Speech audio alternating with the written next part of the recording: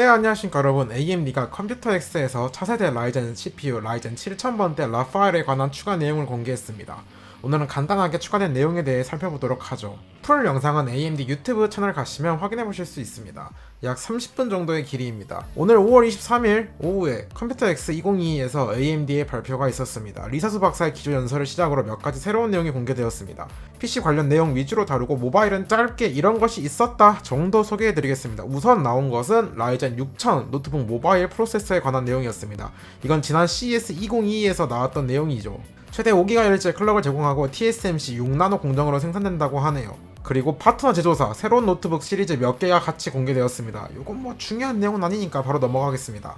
이제 조금 흥미로운 내용이 하나 공개되었습니다. 게이밍에 직접적으로 관련이 되는 기술이죠. AMD의 스마트 기술이 몇 가지 나왔습니다. 우리에게는 이미 스마트 액세스 메모리로 익숙한 기술이죠. 여기에 스마트 액세스 스토리지 기술이 추가될 것으로 보입니다. MS사의 다이렉트 스토리지 API를 기반으로 제작된 기술일 것으로 추측됩니다. 적용만 잘 되면 게임 로딩 시간을 확 줄여줄 것으로 기대되네요. 이미 최신 콘솔에서는 적용되고 있던 기술이라 아마 빠른 시일 내에 적용이 가능할 것 같습니다. 이거는 솔직히 다소 늦은 감이 있네요.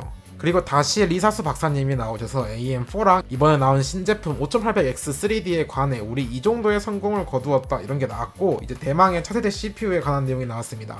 젠4는 TSMC 5나노 공정으로 생산될 예정입니다. 이건 제 기억에 CS 2022에서도 나온 정보입니다. 그리고 나온 젠4에 대한 구체적인 내용입니다.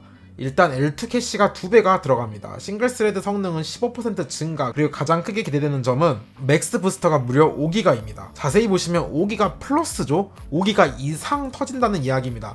물론 저게 올코어가 아니라 싱글 최대 부스트일 텐데 AMD에서도 이제 5기가 이상의 클럭이 쉽게 볼 수 있다는 점이 놀랐습니다. 실제로 게임 시연 영상을 잠깐 보여줬는데 5기가는 물론 5.5기가 이상 터져주는 모습이, 와, 이게 바로 공정빨인가 5나노 공정의 힘이 대단하구나를 느낄 수 있었습니다. 리사수 박사가 16코어 CPU에 관해서 언급했는데 이게 지금 시연 중인 CPU인지 아니면 최대 16코어라는 것인지는 모르겠네요. 어찌되었든 클럭이 굉장히 인상적이네요. 5기가 이상이 유지되는 모습입니다. 이렇게 게이밍 킹의 자리뿐만 아니라 작업에서도 끝판왕을 먹어보겠다는 계산도 보여줬습니다. 12900K랑 블렌더, 렌더링 벤치마크를 실제로 보여줬는데 약 31%의 성능 우위가 나왔습니다. 이야, 이게 시각적으로 봐도 속도 차이가 굉장한 것을 알 수 있습니다. 그리고 CPU 다이 구조도 일부 공개되었습니다. 한 가지 특징이 IO 다이가 분리돼서 따로 6나노 공정으로 생산될 것이라고 합니다. 그리고 RDNA2가 적용된 내장 그래픽이 기본으로 탑재되는 것으로 보입니다. 거기 예상대로 PCI Express 5.0과 DDR5 구성이네요. 이후에는 같이 출시된 차세대 메인보드에 관한 내용이 나왔습니다. AM5 소켓이 이미 공개된 LJ1718입니다. 이제 묻법은 더 이상 발생하지 않겠죠? 그리고 최대 170W의 TDP가 적용될 것이라고 합니다. 가장 마음에 드는 것은 AM4랑 동일한 쿨러 호환을 제공합니다. 따로 키트 필요 없이 아마 기존 AMD 쿨러 장착 방식과 동일할 것으로 예상됩니다. 최근에 인텔에서 1700 키트 관련 호환 문제가 자꾸 터져서 이런 건 굉장히 괜찮은 정책이라고 생각이 드네요. 그리고 플랫폼 IO는 최대 24레인까지 제공해줍니다. 와, 레인 수가 넉넉하다 못해 남아 돌겠습니다. USB 인터페이스는 최대 14, 와이파이는 6E 적용, 마지막으로 내장 그래픽 포트는 최대 4개까지 적용된다고 합니다. 전반적으로 스펙이 굉장히 빵빵합니다. 그리고 아마 보드 가격도 굉장히 빵빵할 것 같네요. 저거면 솔직히 이제 AMD 보드 싸다는 소리 나올 수 없는 스펙입니다. 현재 인텔 12세대용 보드랑 비슷한 수준 혹은 그보다 비쌀 수도 있을 것으로 보입니다. 그리고 보드 칩셋 라인업이 공개되었는데 X670E, X670, B650 이렇게 세 가지가 나왔습니다. 일단 가장 궁금한 X670E와 X670의 차이는 PCI 5.0이 어디까지 지원되나 차이인 것 같습니다. X670E는 제한 없이 어디서나 PCI Express 5.0에 적용되고 X670은 스토리지랑 그래픽 인터페이스에만 적용되는 것으로 보여요. B650은 스토리지에만 PCI 5.0이 적용된다고 합니다. 그리고 각 제조사별로 플래그십 메인보드가 공개되었는데 왜 생체별이 가운데? 아니, 생체별이 저기 낄 수 있나? 하향 외관상 봐도 스펙이 어마무시합니다. 당연히 가격도 어마무시하겠죠. 그리고 가장 중요한 것, 출시 시기는 올 가을이라고 합니다. 좀 늦은 감이 있습니다. 라파엘은 2022년 가을이라고 표기하고 멘도시노 노트북은 4분기라고 표기한 것을 보면 아마 8월쯤 AMD 단독 행사에서 출시 발표를 하고 3분기 내, 그러니까 9월이 되겠죠. 9월에 출시될 것 같습니다. 이렇게 되면 올 하반기에 모든 신제품이 집중되겠네요. 9월이면 엔비디아 RTX 40 시리즈도 나올 예정에 10월이면 인텔 13세대 랩터레이크도 나올 수 있으니까요. 여기까지가 전체 내용 정리고 이제 약간 걱정되는 부분을 말씀드릴게요. 우선 그동안 AMD 발표랑 다르게 표기가 불확실했습니다.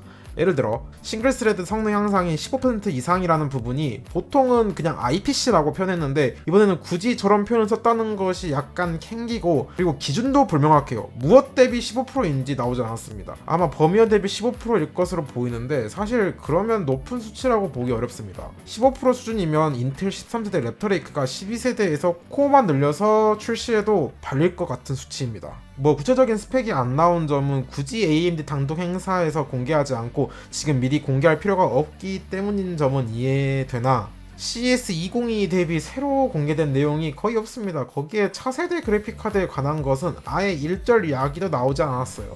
그리고 마음에 안 드는 점이 보드 라인업을 굳이 저렇게 해야 했나예요. 지금까지 공개된 정보로만 보면 굳이 X670이 X670 이렇게 두 개로 나눴어야 했나 싶습니다. 그냥 X670으로 묶어서 제조사에게 하이엔드 보드에서만 저런 대역폭을 제공하게 하면 되지 않았을까 싶어요. 혹은 690이나 다른 숫자를 활용하는 것도 방법일 것 같았는데 현재 발표된 것은 조금 소비자에게 불친절해 보입니다. 물론 690은 아마 3D 리퍼를 위해 남겨놓았을 것 같습니다. 분명 아직 숨긴 정보가 많아요. 블러핑일 수도 있고요. 하지만 인텔 13세대 랩터레이크가 그간 보수적으로 넣어줬던 L3 캐시가 빵빵하게 들어갈 예정이라 인텔도 진심 펀치를 날릴 것으로 보이거든요. 심지어 LGA 1700 두 번째 제품이라 12세대에 비해 상당히 공정 안정화도 기대해볼 수 있는 상태죠. 반면 AMD는 이번이 처음으로 넘어가는 것이라 굉장히 불안합니다. 특히 워낙 AMD가 세세한 소프트웨어적인 부분이 약해서 지금까지 공개된 정보로만 보면 기대보다 오히려 걱정이 큽니다. 어찌되었든 올 하반기까지 지갑 꾹 닫으시고 다들 총알 장전합시다. 자, 오늘 영상도 도시되면 구독과 좋아요 눌러주시고 우린 또 다음 영상에서 만나도록 하죠. 안녕.